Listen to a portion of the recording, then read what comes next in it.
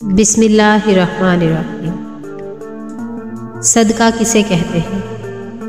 اللہ عز و جل کی بارگاہ سے ثواب پانے کی امید پر جو عطیہ دیا جائے اسے صدقہ کہتے ہیں۔ حدیث پاک میں صدقہ کرنے کی کیا فضیلت آئی ہے؟ حضور نبی کریم صلی اللہ تعالیٰ علیہ وآلہ وسلم نے ارشاد فرمایا، صدقہ رب تعالیٰ عز و جل کے غضب کو بجھاتا ہے اور بری موت کو دفع کرتا ہے۔ صدقہ کرنے کے بے شمار فائدے اور فضائل، جن میں سے آج ہم 10 بیان کریں گے۔ نمبر 1، بری موت سے بچنا۔ نمبر 2، عمر زیادہ ہونا۔ نمبر 3، رزق اور مال میں برکت ہونا۔ نمبر 4، بلائیں دور ہونا۔ نمبر 5، مدد الہی کا شامل حال ہونا۔ نمبر 6، درجات کا بلند ہونا۔ نمبر 7، رضائے الہی نصیب ہونا۔ نمبر 8، گناہوں کا معاف ہونا۔ نمبر 9، محبتوں میں اضافہ ہونا۔ اور نمبر 10، تیرے کام درست ہونا۔ صدقہ اعلانیہ کرنا بہتر ہے یا پوشیدہ؟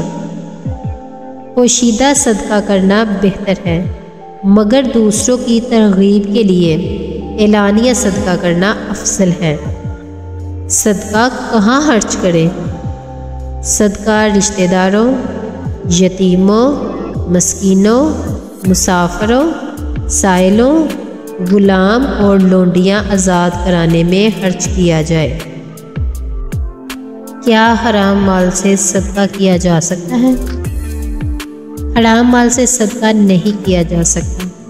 حضرت ابو ہریرہ رضی اللہ تعالیٰ عنہ سے مروی ہے کہ رسول اللہ صلی اللہ تعالیٰ علیہ وآلہ وسلم نے ارشاد فرمایا، جو حرام مال جمع کرے پھر اس سے صدقہ دے تو اس میں اس کے لیے کوئی اجر نہیں اور اس کا وبال اسی پر ہوگا۔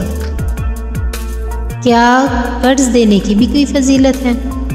جی ہاں، حضرت عبداللہ بن مسعود رضی اللہ تعالیٰ عنہ سے مروی ہے کہ رسول کریم صلی اللہ تعالیٰ علیہ وآلہ وسلم نے ارشاد فرمایا، ہر قرض صدقہ ہے۔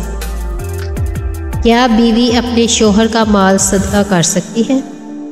جی ہاں، حصول ثواب کی نیت سے، شوہر کی رضامندی سے بیوی مال صدقہ کر سکتی ہے۔ کیا صدقہ کرنے کے بعد واپس لے سکتے ہیں؟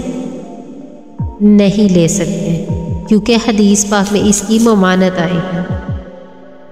کیا کسی کا دیا ہوا تحفہ صدقہ کر سکتے ہیں؟ جی ہاں، حدیث شریف میں ہے، جب تمہیں بن مانگے کچھ دیا جائے تو کھاؤ اور صدقہ کرو۔ سبحان اللہ عز و جل۔ اللہ پاک ہمیں صدقہ کرنے کی توفیق دے۔